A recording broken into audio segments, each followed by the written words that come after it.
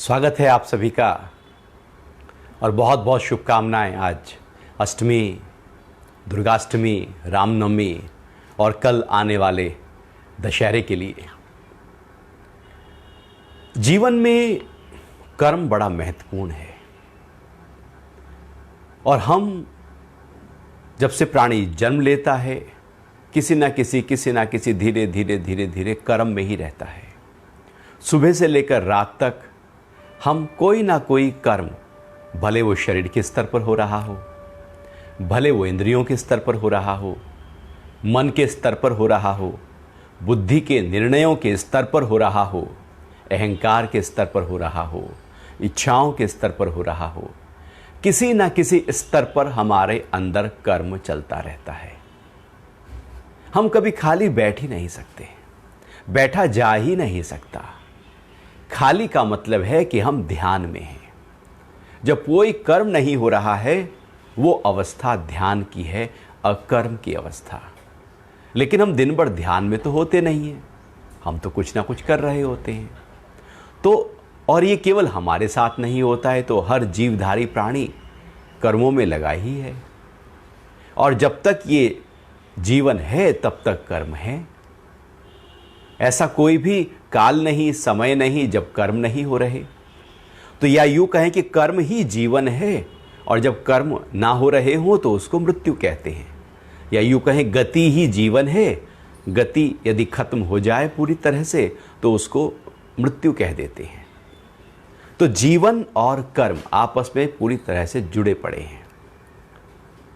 तो जब जीवन और कर्म आपस में जुड़े हुए हैं और जीवन में कर्म करना ही है, कर्म होगा ही होगा, तो क्यों ना इन कर्मों को ही ध्यान दिया जाए, क्यों ना इनको ही थोड़ा सही प्रकार से किया जाए, क्यों ना इन कर्मों में हमारी बुद्धि पूरी तरह से आ जाए, क्यों ना ये कर्म एकाग्र मन के साथ हो, क्यों ना ये कर्म बुद्धि की सूक्ष्मता के साथ हो, क्यों ना ये कर्म प्रेम के साथ हो, ज्ञान के साथ हो, ध्यान के साथ हो, होश के साथ हो, सुजाग होकर हो।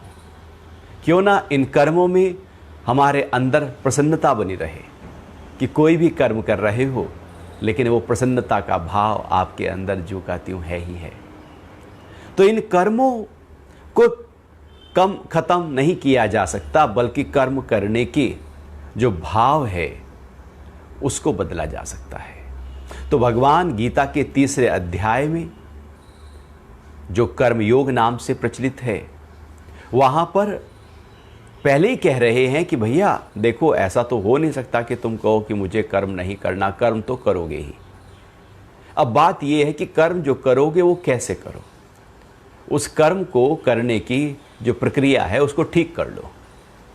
कर्म आपका व्यवस्थित होने लगे, संतुलित होने लगे, होशपूर्वक होने लगे तो कर्म आपको बांधेगा नहीं। जब आप मुस्कुरा रहे होते हैं, खिलखिला रहे होते हैं, आप प्रेम में होते हैं, आप कभी देखना कि उस समय जो आप कर्म कर रहे हैं वो बहुत ही स्मूथ तरीके से कर्म होते हैं, आराम से होते हैं, सहजता से होते हैं। लेकिन कभी आप परेशान हो, चिड़चिड़ापन हो, थोड़ी झल्लाहट हो, कोई क्रोध हो, कोई निंदा हो रही हो, कोई डर बैठ गया हो अंदर, तो अब जो आपके कर्म होंगे वो बिखर जाएंगे। वो सधे हुए कर्म नहीं होंगे, बिखरे बिखरे से कर्म होंगे और वो सारे कर्म हमारे मन को हिलाने लगेंगे। जब हम सही प्रकार से, व्यवस्थित तरीके से, संतुलित तरीके से जो कर्म हमें करने हैं वो कर्म हम नहीं करते,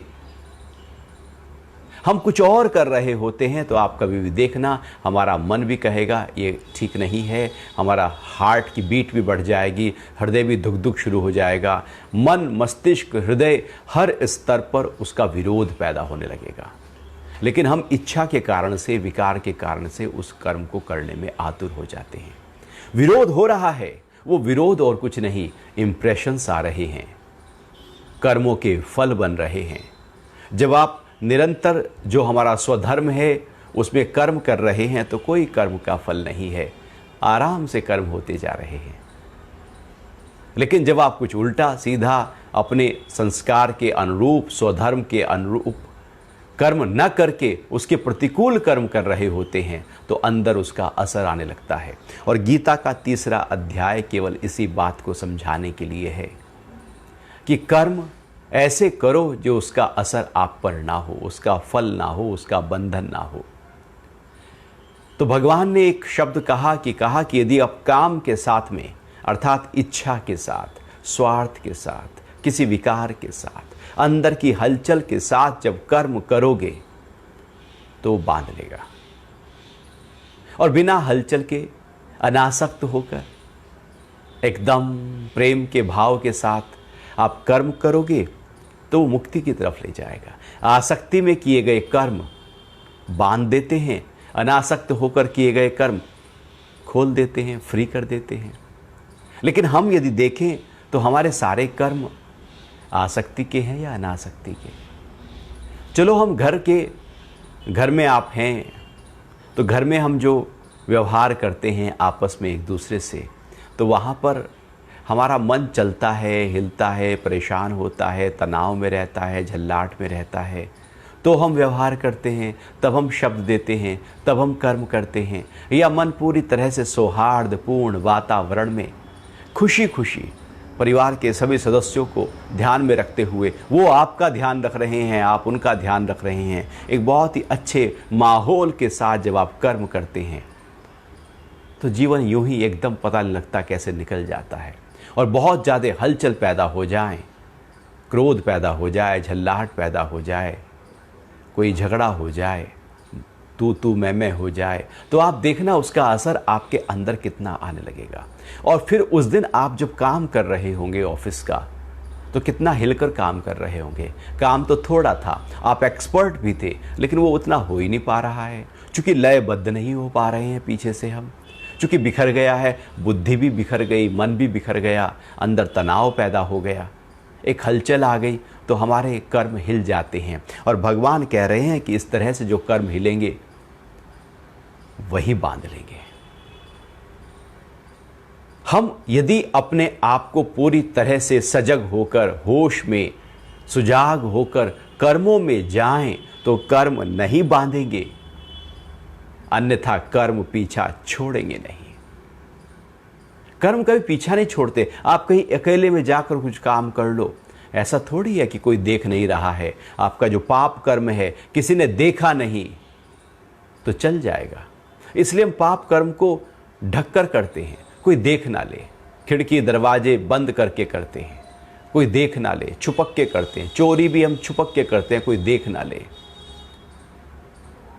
तो हम कोई देख ना ले, क्योंकि देख लेगा तो उसका असर क्या जाएगा बाहर। अब बाहर असर जाए या न जाए, कोई देखे न देखे, लेकिन आपके अंदर वाला तो बैठा हुआ देख ही रहा है कि आप कर क्या रहे हो। वो जो अंदर वाला है महत्वपूर्ण वो है। गुरु ने कहा अपने शिष्य को, 2 शिष्य को बुलाया और कहा ये मुर्गी है, ऐसी जगह पर इसको ले जाकर मारना जहां पर कोई देखे ना। तो ढूंढने लगे दोनों शिष्य कि कोई देखे ना। तो कोई जंगल में गया तो वहाँ भी लग रहा है कि शायद कोई पशु पक्षी हो सकता है, आदमी नहीं देख रहा है तो कोई प्राणी तो देख रहा है। तो एक जो था उसमें से खूब उसने खोजा, खूब खोजा, तो एक काली कोठरी गुफा में पहुँचा जहाँ पर कोई नहीं था, और वहाँ पर जाकर उसने उसको मारा। लौट के आया, दूसरा भी आया, वो बिल्कुल जीवित मुर्गी को साथ ले आया, एक मृत मुर्गी को साथ लेकर आ गया। तो जो मृत लेकर आया उसने कहा, गुरुजी जैसा आपने कहा था मैंने वैसा ही किया, मैं सब जगह देखा लेकिन कोई ना कोई मुझे देख रहा था। मैं काल कोठरी में गया, वहाँ पर पूरी तरह से अंधेरा था, वहाँ कोई देखने वाला नहीं था, ना पशु था ना पक्षी था, सूरज की रोशनी भी नहीं थी कि वही साक्षी हो जाए। मैं पूरी तरह से अंधेरे में जाकर मार कर आया, पूरी तरह से मैंने आपके वचनों का पालन किया। दूसरे से पूछा, भैया तुझे कोई जगह नहीं मिली? इसको तो मिल गई एक जगह। तो दूसरा बोलता है, गुरुजी मैं सब जगह गया लेकिन कोई नहीं देख रहा था जहां पर, वहां पर मैं तो था ही ना। मैं तो देख ही रहा था ना कि ये मर रहा है, मारा जा रहा है। तो जो देखने वाला है वो तो अंदर बैठा ही है ना, मैं उसको कैसे ढाक सकता हूं? तो भले कोई बाहर का ना देखे, लेकिन हम तो खुद देख ही रहे हैं ना अपने कर्मों को। तो अपने कर्मों को हम खुद ही देख रहे हैं, क्योंकि कर्मों के फल हमारे ही अंदर बन रहे हैं। हम किसी की निंदा करें, चोरी करें, इधर उधर की बातें करें, उसके सामने ना करें, उसके पीठ पीछे करें, लेकिन आपके अंदर तो उसकी रोलिंग चली रही है ना। भले वो ना देखे, वो ना सुने, लेकिन आपके अंदर तो कर्म के फल इकट्ठा हो ही गए हैं ना। तो क्यों ना इन कर्मों को ही ऐसे किया जाए कि उसके फल हमारे चित्त में जाकर इकट्ठा ना हो। और भगवान ने पहले ज्ञान की चर्चा की, फिर कर्मों की चर्चा की कि अपने कर्मों को ध्यान दो। ज्ञान यदि हो गया तो कर्म आप पूरी तरह से ध्यान दे सकते हैं, नहीं तो हमारे कर्म पूरी तरह से बिखरे हुए होते हैं। हम अपनी मस्ती में कर्म करते हैं, अपनी इच्छा में, अपनी वासना में, अपने अहंकार से कर्म करते हैं। दूसरा जाए भाड़ में, दूसरे से कोई लेना देना नहीं। हमें तो अपना मन अच्छा रखना है, अपनी बुद्धि अच्छी रखनी है, अपना ही ध्यान रखना है। जो स्वार्थ से किया जाए, भगवान ने उसको कहा है कि वो पाप कर्म है। जो यज्ञ के निमित्त किए जाएं, सबको ध्यान में रखते हुए कर्म किए जाएं, सबकी भलाई के कर्म हो, वो कर्म कल्याणकारी कर्म होते हैं, वही यज्ञ के कर्म होते हैं। तो भगवान ने कहा कि जो आप कर्म करो वो स्वधर्म वाले हो, परधर्म वाले कर्म ना करो। जिसमें आप एक्सपर्ट हो वो आप कर्म करना, जो आपके अंदर का भाव है, संस्कार हैं, वो कर्म करना, जो एक परंपरा है वो कर्म करना। ऐसा नहीं कि ब्राह्मण क्षत्रिय का कर्म करने लगे, क्षत्रिय वैश्य का कर्म करने लगे, और शूद्र जो है वो ब्राह्मण का कर्म करने लगे। तो क्या हो रहा है कि जो अंदर से पूरी तरह से हम कर्म करने में जो एक्सपर्ट हैं, भगवान यहाँ पर डीप डीएनए की बात भी कर रहे थे कि जिसमें आप पूरी तरह से रच बस जाते हो, या यूँ कहें कि जिसमें आपका अंदर का पूरी तरह से रुचि, आपका झुकाव हो, वही कर्म करना चाहिए। वही आपका धर्म बन जाता है, वही आपकी जात बन जाता है, जो आपका झुकाव है। ऐसा नहीं कि ब्राह्मण के घर में जन्म लेने से आप ब्राह्मण हैं, बल्कि अंदर से आपके अंदर यदि ब्रह्म को प्राप्त करने की भाव जगह है तो आप ब्राह्मण हैं। यदि आपके अंदर सेवा का ही भाव है तो आप शूद्र हैं। यदि आपके अंदर व्यापार की कलाएं हैं तो आप वैश्य हैं।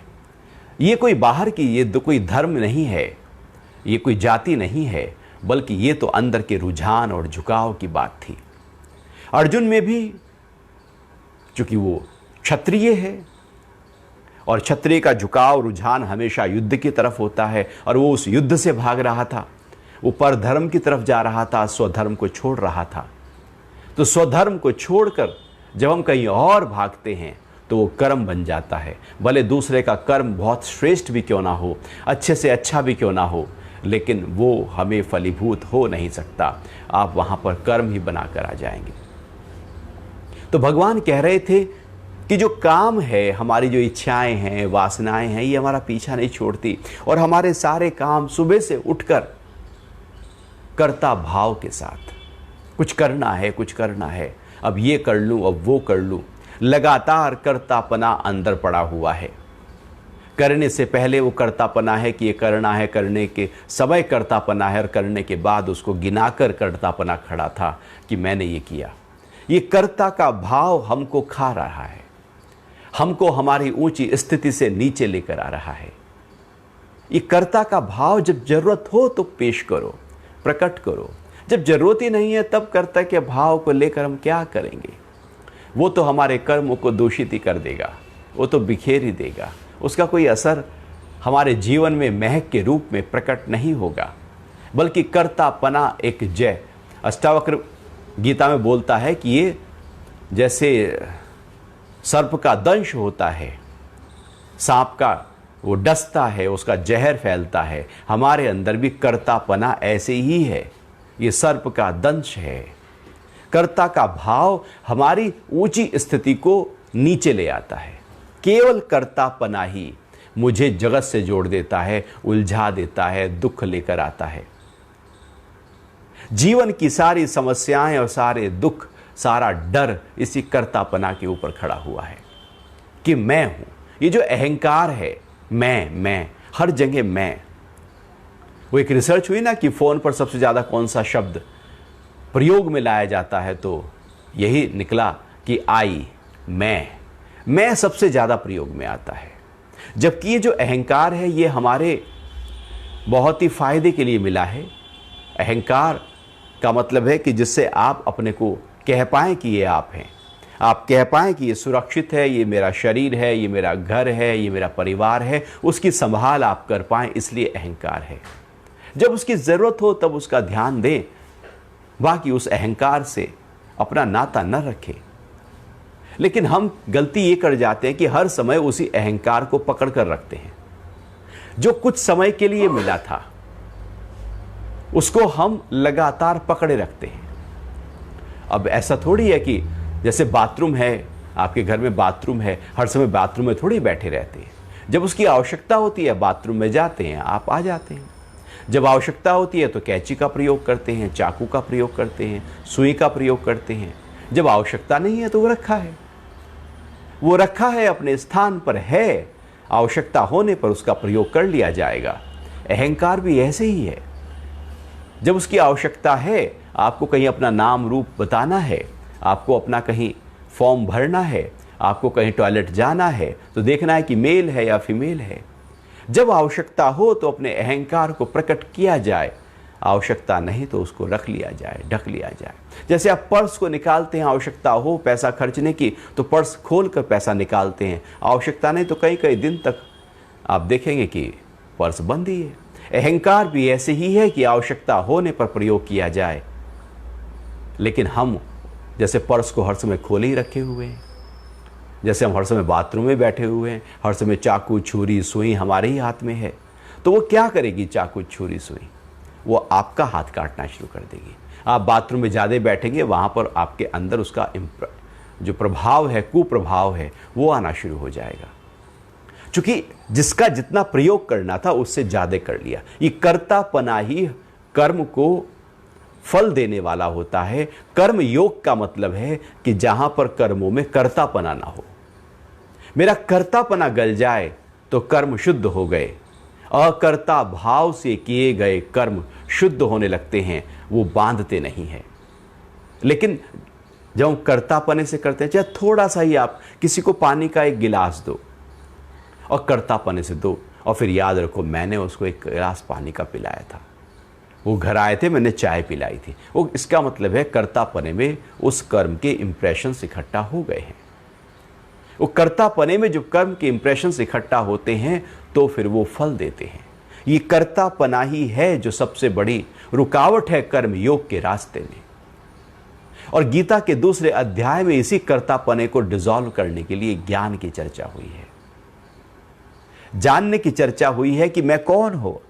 जब हम ये समझ जाते हैं कि मैं ये शरीर नहीं, ये नाम नहीं, ये पद नहीं, ये प्रतिष्ठा नहीं, ये बाहर से जुड़ी हुई जो आइडेंटिटी जिसको मैंने कहा ये मैं हूं।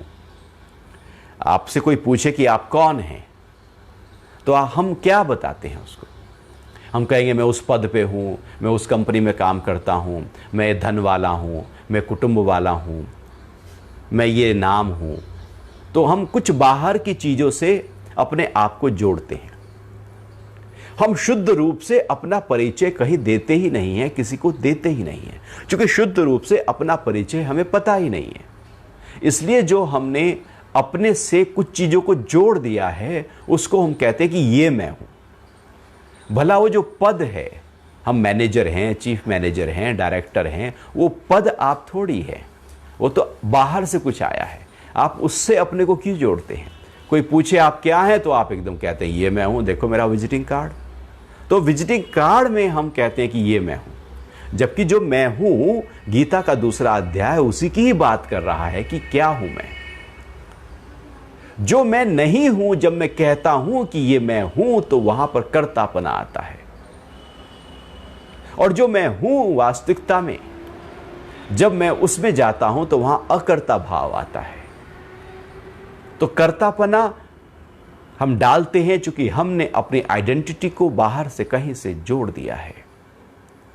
और जब बाहर से हम आइडेंटिटी को जोड़ते हैं, हम कहते हैं मैं बहुत गरीब हूं, तो बाहर से जोड़ा ना। मैं बीमार हूं, बाहर से जोड़ा ना। मैं स्वस्थ हूं, बाहर से जोड़ा ना। तो मैं सुंदर हूं, वो तो बाहर का है रंग। मैं काला हूं, बाहर का है ना। वो काना हो या लंगड़ा हो, बाहर का है ना। अमीर हो या गरीब, हिंदुस्तानी हो या किसी और देश का हो, बाहर का है ना। हिंदू घर में जन्म लिया है या मुसलमान घर में जन्म लिया है, बाहर का है ना। हम उसे क्यों कहते हैं कि मैं हिंदू हूं? ये तो बाहर की चीज है। आत्मा कोई हिंदू और मुसलमान और सिख और ईसाई थोड़ी होती है। आत्मा कोई अमीर और गरीब थोड़ी होती है। आत्मा कोई मैनेजर जूनियर मैनेजर थोड़ी होती है। आत्मा कोई ब्राह्मण क्षत्रिय वैश्य शूद्र थोड़ी होती है। आत्मा कोई शरीर मन बुद्धि थोड़ी होती है। आत्मा इन सबसे परे है। लेकिन जो मैं नहीं हूं, मैं उसको ही अपना बनाए बैठा हूं और कहता हूं कि यही मैं हूं। यही जो कर्तापना है, यही मेरे कर्म योग की सबसे बड़ी रुकावट बनकर खड़ा है। यदि एक कर्ता भाव किसी तरह से डिसॉल्व हो जाए, और वो डिसॉल्व कैसे होगा? वो आत्म भाव में आकर ही हो सकता है। वो ज्ञान की अवस्था में टिक कर ही हो सकता है। उसके अलावा कोई और तरीका ही नहीं है। इसलिए दूसरा अध्याय ज्ञान सांख्य योग है, क्योंकि वहां पर एक ऊंची भाव है, वो मेरे ऊपर नहीं आता। जो मैं हूं, मैंने उसको पकड़ लिया है, मैंने उसको पा लिया है, मैं उसमें टिक गया हूं।